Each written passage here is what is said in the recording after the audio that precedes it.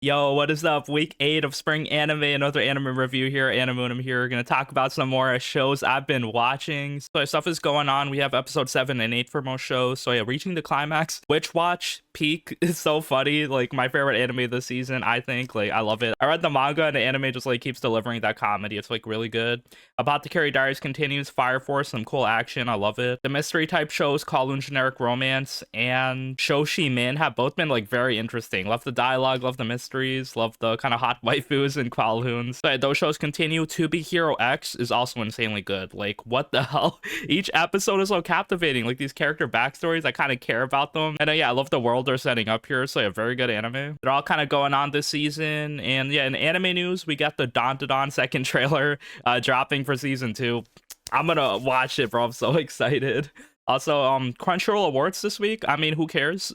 I voted for Free Rent Anime of the Year, so yeah, we'll see if that takes it. And yeah, besides that, let's get started with the review. The first show I'm going to talk about here is Witch Watch. We have 8 episodes so far. Really funny anime. Just like each episode, I keep watching, repeating the jokes. It's like so good. So we saw there was like this huge romance episode with Nico and Morihito going on like a school trip. And then there was like this whole arc with the lover's tree and Nico trying to like form the relationship. But you know, Morihito, he's a bit dense. He wants to like protect Nico, but then you know he does genuinely care for her. So yeah, it's like a slow-paced relationship with them, but you know they still live together. They still like kind of support each other. After that, there was like some funny like kind of magic episodes. Nico kind of using her spell to body swap this girl with Morihito because she needs to do like refined movements, do this tea ceremony, but she's really bad at everything. So Nico does like a spell where one body controls the other body with like their same movements. The problem is that it gets so chaotic they weren't able to practice, and then it ends successfully because Morihito kind of like swats this like bug away. So yeah, the other girl he body swapped with was also able to do that, and then yeah, she impressed her grandmother. We also see Kan and Nico make a YouTube channel, and then a new character kind of showing up. So it's Keigo. He has black hair with blue highlights. He looks like kind of a hipster. He's like, oh, I like underground shit you probably don't understand. So yeah, he's a bit annoying, but I love him. He's also like into a lot of tech, so they invite him. He's like a reoccurring character now. Also yeah, the most recent episode we see Kan needs a part-time job because he has to pay rent, so he gets a job as Automan, who's like this like superhero show. So yeah, this like story is like really crazy because Automan's like a masochistic dude living in like a drama series. So yeah, instead of like the superhero shit, there's like a lot of background with him like kind of working, him having a bad relationship with his wife, shit like that. And at the end, like the pun is that he's literally an Automan, like he's like a table for his wife to put her foot on. So anyway, this show was like crazy, wild, funny, surprisingly wholesome as well. So yeah, we see Kan, even though he's like kind of funny, wacky, he's also like really supportive of others. Also after that, there was like a fucked up part where Kanchi, he has another part-time job, but he thinks it's really boring. It's just repetitive labor putting screws into bags. So he's like, yo, Nico, can you speed me up? And then Nico's like, yeah, I can, but this spell can cause mental trauma. He's like, I don't care, bro, speed me up. So she does the max speed on him, which is 10 times. So yeah, he's living life in 10 times speed. So he can't really communicate with everyone. He's just like trapped in this like kind of speed zone. Anytime he tries to talk or move or do something, like no one can understand him. And then yeah, time still like moves the same in his head. So yeah, he doesn't really speed anything up. It's just the same way, but he's stuck in like this 30-day lock because it's supposed to be 3 days, but he times it by 10. So yeah, Kan is basically in 1 month mental isolation. He is an extrovert, so yeah, this is very painful for him. And then yeah, we end the episode there with Kan getting traumatized. So another funny episode, you know, Nico using her magic, more characters getting introduced, doing stuff. So yeah, love this anime. I gotta watch it every week. I'm so glad we have 2 cores. So yeah, more Witch Watch to go around. All right, so for Fire Force season 3, we have 8 episodes so far. Pretty much we left off like everyone kind of dying, losing to like the evangelists. So yeah, Arthur got bodied by dragon. A lot of other people almost got killed. Like we saw Iris awakened as a pillar. That was the big thing. And then yeah, while like everyone was in trouble, Obi, like he was flexing permanently as the bugs were like trying to bite him. We see Moonlight Kamen show up. So yeah, Benny Maru, the strongest, he's here. He did not disappoint, bro. He is the strongest. Like he's just like throwing these like kind of flaming broomsticks at everyone. The girl that can see like the paths of flames, she sees that he has like this whole burning moon, this whole energy aura around him. So yeah, like this dude is strong. But yeah, everyone else has to retreat. So he kind of like holds everyone off as they run away. So it looks like there's gonna be a part 2 of this fight in the second quarter. Right now we're kind of like learning more things. We have a cooldown as like, you know, we saved OP and now we go through the next thing. So yeah, here we see Hibana actually. So she's been like researching stuff also with the other members of Division 1 because yeah, their captain died, Captain Burn. So now they want like some answers, like why is he betraying us? Why is the church evil? All that shit. So we see yeah, there's another pillar which is like this nun lady. So yeah, Hibana realizes that like their whole orphanage, all the little girls were being kind of like raised as like experiments to be just like infernals, and basically, yeah, like all the kids burned down. We don't know how many orphanages of kids were sacrificed for this experiment, but yeah, basically the end goal for like the evangelists is to burn the entire world, cause a second great cataclysm because the first one was a failure. So yeah, they need to like kind of gather all the pillars to do that basically. So yeah, the evangelists are evil, they're powerful. We're kind of learning more things and also like kind of preparing for like final battles, I guess. Also after that, Arthur is kind of in sad boy mode because he lost to Dragon, his sword broke. He's not a real Night King anymore, like he doesn't have Excalibur. So yeah, they have to build him a new one. That's what Vulcan thinks. So it's had to make him a handle out of orichalcum. So yeah, this is like a great way to power scale Arthur. Just make his like weapons, his equipment stronger like in his head. So yeah, orichalcum isn't real, so they have to do like this fake kind of video game Dragon Quest mission where he has like a party with Vulcan and his friends and to kind of like go around Asakusa. But Arthur kind of misinterprets the last clue and he's like, oh shit, we gotta go to the Nether. So like cliffhanger there as like their quest kind of goes wrong. But it's also like really funny. Like anything with Arthur is really cool. Like I love the Fire Force comedy. It's nice. Mix of action and also like lightheartedness. As we're kind of like leveling up, getting stronger for the final battle that'll come up soon. So yeah, Shinra needs to get more powerful. All of the Fire Force other divisions are also like kind of helping out, learning more things. And yeah, we'll see what's gonna happen as the season continues. But yeah, these past few episodes have been like much higher quality, very good looking. All right, so for Rock is a Lady's Modesty, we have 8 episodes so far. So yeah, the band is forming. We get the blue-haired girl who's kind of like really bad at playing music. She hasn't like touched an instrument before, but yeah, she wants to join the band because she sees the passion of everybody. She thinks it's a good way to change herself. That she hides that like girly part of her life, and now she's like kind of stuck to be like a more masculine type of serious person. So yeah, that's why she wants to join the band. Thing is like there's also this band competition with another rival like organization. So yeah, a girl wants to poach the drummer, but the drummer Otoha wants to play with Lilisa. So yeah, we have the 4 members here: Otoha, Lilisa, Tina, and Tamaki. Pretty chaotic, but yeah, each episode's like very fun. Like it doesn't really feel like slice of lifey. It feels like okay, we have like an actual mission here. The girls are kind of working towards it each episode, and also using rock in their own way to express themselves. I guess like that's what the title is all about. It's a lady's modesty. Their attitude, the facial expressions are so crazy, and story continues. All right, and after that we have Shoshimin, How to Become Ordinary Part 2, Episode 8. Oh my god, bro, this mystery show. I love this continuation. It's such a banger. Like these two sociopathic people, they can't really relate to others. But the second half has been nice with this fire arc. You would expect, yeah, Osanai, she's part of the fire. She was causing the arsons because everything that was burning was kind of related to her, like the van, the bike, and stuff. But that was kind of like a red herring. It was not Osanai. I didn't think it was her, but like I knew she had something to do with it. But she was like kind of baiting Urino, who's like the dude who was like writing articles, because yeah, he tried to kiss her. But yeah, he got kind of like a big ego. He's like, yeah, these articles are bangers. I'm gonna figure out who the arsonist is. So yeah, she declined the kiss, and now he fucked up because she remembered that shit. Now she's gonna get revenge. So basically, her revenge is kind of like belittle Urino because yeah, he found Osanai at one of the crime scenes. So he accuses her of being the arsonist, but she's actually not, which is like kind of obvious. It was someone else, like his like friend he was talking to in class. I still have some questions, like how did he start the first fire? Because Kobato came in and also like gave the explanation, and he said that dude's motivation was because he heard Urino talking about the fires in the first place and writing articles. But yeah, besides that,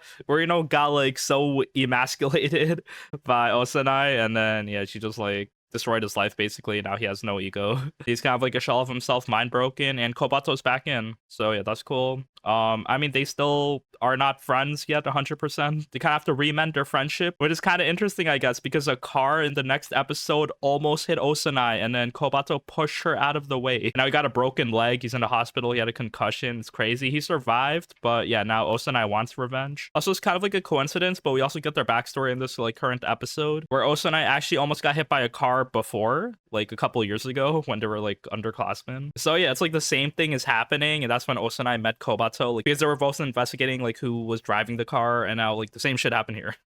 So yeah, okay, I have more questions, but I love the dialogue, love these characters, anime looks good. So banger season, the mysteries are good, and the backstories are captivating. That's not Food for the Soul, slice of life anime, episode 7 out here. So nothing much to talk about, just like cute girls eating food in college, just like going on trips. There's like quirky 4 girls. There's a 5th girl as well who's like kind of shy, but yeah, she has like dyed blonde hair and is like very open to people she knows. That people are cooking, going out during the summer. It's fun, like there's an episode beforehand where Mako, the main character, she's kind of getting fat from eating too much food, eating a lot of sweets. Yeah, this girl can eat. She loves food. So they all went on like a gym arc and started losing weight. So yeah, that's like a pro tip right there. If you work out, you can eat anything. We also have 2B Hero X. So yeah, we have 7 episodes. 8 episode came out like today actually. So again, this anime is insane. Like, okay, first of all, it looks really good. The kind of like 3D characters, but also like when they're fighting, like the fight scenes like lock in really hard. We have this kind of arc here about Isol, who's kind of like a older hero, and then there's like a lot of Isol copies because he doesn't really show his face. But then yeah, one of the guys, he's actually like a really kind-hearted person. He likes to help people genuinely, but he has like 0 followers. So yeah, no one really trusts him. He feels like inferior because even though he's good, he's helping people. Like he has no powers. So yeah, like stuff happens, but eventually like his good deeds like get shown, and then he actually becomes Isol. He's like the younger Isol now, and then they have like a cool like face-off fight where he kills Isol. It's kind of crazy. Spoilers, by the way, huge spoilers. I hope it did not ruin the anime for you, but yeah, like Isol's kind of like the Static Shock kind of character, it looks like. Yeah, that's cool. And then yeah, the current episode we meet like this idol girl as well. Get her backstory. You know, we met Nice Ling Ling, and I don't think we finished up his character story at all. But yeah, we're meeting other characters, so it looks like they'll probably interact with each other. They're kind of cooking something with the story. So yeah, again, very good anime, very entertaining. They have like pretty complex emotional battles. We also have the Apothecary Diaries, so yeah, the 19th episode of the second season. It's good. You know, continuing Maomao still a hostage. They're trying to find her, but yeah, she's kind of like walking free a bit. Yeah, the other girl promises her like the resurrection like medicine, so she's kind of like biding her time, hoping to get it, and also, you know, interacting with all the like people because there's like a festival here. So yeah, Maomao kind of realizes that stuff is linked. Maybe the people will come here for revenge. There's some war happening, but I mean, nothing has escalated just yet. Like Maomao might get in trouble next episode. We'll see. But you know, they're building something. I think we have like 5 episodes left, so I have plenty of time for Jinshi to rescue her, to learn some more things, and I guess have Maomao solve more cases. We also have Windbreaker, so we have 8 episodes so far. Second arc here, it's mostly focused on Tsubaki. So he's like the cross-dressing dude, and basically they kind of try to go to his restaurant where he's like a pole dancer there, but then they meet up with this girl who's like kind of running away from this gang. They kind of like save her. It's like 4 of them versus like this whole like gang of adults, but they beat them up. You know, Sakura, all the other people, to do with the eye patch. So people fighting in the entertainment district, I guess. And then, you know, there's good people in the city. They're all like working, living their life, bringing positivity to everyone. It's like such a simple message. There's nothing too crazy, nothing complex at all. But you know, animation is good. There's some fights, and yeah, we're going to more places, meeting new characters in the city. We also have Apocalypse Hotel. You know, very unique show. Each episode is so wild. Like I don't know what is gonna happen, but we have 7 episodes so far. My favorite is that we have this new character, Harmageddon, coming in. He's like this giant kangaroo cat-looking guy, and he's like very powerful. He has this mecha suit, and he's here to wipe out all of humanity. The thing is, humans aren't here. There's no life forms. It's just AI robots and then the raccoon people. So he just like checks into the hotel, chills, like helps everybody, fights off all the aliens that are attacking him. Just like this Ginyu force coming in that's like hunting him. Because he's not really a good person. He like genocides people. He's like, I guess, giant Thanos. Like basically him and Yachiyo, they kind of have a friendship, I guess. We see Ponko is kind of like trying to ship them. But anyway, a lot of like cool fight scenes happening there. And I love the Harmageddon arc. It was insane. Also, after that, next episode's kind of crazy because yeah, they're trying to advertise the hotel a bit more, but then Ponko, she wants to like actually protect the hotel from like alien invaders and stuff. So she's kind of like being anti-immigrant. It's very funny, like anti-alien, xenophobic out here. So yeah, they decide to like build like this kind of protection satellite. So Ponko, she's like engineering everything, but then the rocket ship can't hold the weight of Ponko. So Yachiyo offers to go to space herself to set everything up. So she does go to space to like release the advertising satellite, but then it looks like her rocket ship like blew up or something, and now she's floating into space, which is insane. Like I feel like some real shit is happening. She gets an Easter egg mission there, so maybe she's gonna self-destruct. But yeah, this ain't near Automata. I don't know if they got backups. So yeah, we'll see what Yachiyo kind of discovers there. Maybe she learns something. Maybe something happens. We gotta see. But his anime is so sick, so crazy, so funny. Such a unique type of like surreal show. We also have Slime 300. Nothing much to talk about here. I guess new characters we meet. This jellyfish girl. There's like this marriage area. They meet like this pine spirit who like set couples up. That episode was kind of weird because no one in this like village was being married. So then the pine spirit says, okay, we can do a sister marriage. That shit was so bad. That was the worst episode, I think. Episode 7. Falfa and Charles are wearing wedding dresses. Like, shit was so unnecessary. Like, it's supposed to be wholesome. Like, oh, like the bond between sisters gets stronger. But I feel like the author, like all the other episodes were like very fun. Like, just like unique, fun concepts with like funny characters. This one, it felt like they were like reaching a bit. Like, it wasn't that good. Like, they could have cooked a bit harder. Also, it's something interesting I realized this season where like the cast of characters is really big. So every time they try to do something, they split up. Like, Azusa maybe gathers like 2 or 3 or 4 people people in her party, depending on the situation. And it's like, okay, it's your time to get screen time. We also have Summer Pocket, so yeah, 7 episodes. This visual novel show, it's pretty fun, you know, like there's gonna be 24 episodes. So yeah, you can tell like as you like finish episode 6 that, you know, there's arcs that are like actually summing up, so different character stories. So this one is like the pirate treasure girl. We like get her story, which was like a bit sad. Like honestly, this anime is like pretty good at like depicting the emotions. As she's like in purgatory, like she's like astral projecting herself onto the island try to like solve her memory. So yeah, there's some supernatural shit happening. I didn't realize this, but yeah, apparently this island is supernatural. Maybe Hyrie himself, the main character, he's also like a ghost. But yeah, something suspicious is happening. Looks like Hyrie's here to like help collect his grandmother's things, but he's not like doing anything. He's just hanging out with all these girls. I did like her story because, you know, it caught me off guard. I didn't realize we're talking to dead people. So episode 7, we kind of like go back in time. We reach like a new path. This one is like with this blonde girl in the lighthouse. I forgot her name, but she goes Mugyu all the time. So yeah, she makes like funny noises. She's like blonde hair. Kind of interesting. They eat Pringles together, and yeah, it looks like she lived in this lighthouse. I don't know why. Maybe she's also a ghost, but she said she's leaving after the summer, so she wants to hang out with Hyrie. So again, I do feel like this island is full of ghostly people, and then Hyrie has to like, you know, solve their problems. I guess we'll see. But you know, you don't really need to think too hard. Just like cute girls in this island. We just have Kowloon generic romance. So yeah, the mystery's out here. It's revealed. We realized that it's just the second Kowloon, and it was like destroyed, demolished. But then the memory kind of lives on. So yeah, like something about it just like brought it up again. So people that want somewhere to go, like where no one can find them, where they can start their life new. We realized that a lot of citizens of Kowloon are clones of like actual people, but then Reiko realizes that she can't leave. Someone like tells them, yeah, this isn't a real place. That Kowloon is demolished in real life, but yeah, this vision like actually exists. So I mean, they reveal it to us, which is cool, but now like what's gonna happen now? Because it seems like there's like evil people out here trying to destroy Kowloon or whatever, so hopefully that doesn't happen. We see Reiko and Kudo, they move past being awkward. They kind of like need each other, love each other. It's kind of bad for Kudo because she's kind of forcing him to stay here, even though this might be unhealthy, him like rebounding on the clone of the girl that he liked that died. But yeah, again, like I feel like things aren't going to be happy for long. There's going to be some conflicts, some mysteries still going on. But yeah, you know, I'm glad that we learned about the story of Kowloon, like the city. Not really too many questions left remaining there, so yeah, I guess we'll see what's going to happen. We also have My Hero Academia Vigilantes, so yeah, 7 episodes here as well. You know, story continues pretty good. We see a vigilante squad. They're getting more notoriety, more people know them. They're like saving people, doing community service at night, which is cool. And also yeah, we see Hero Killer Stain, yeah, his origin story, which is nice. So yeah, all of that's going on. Nothing much to talk about really, just like, you know, the story continues. Pretty interesting to see like this prequel type of like setup of the world. We also have Gundam GQuuuuuX, kind of insane. So yeah, I mean the story is a mess,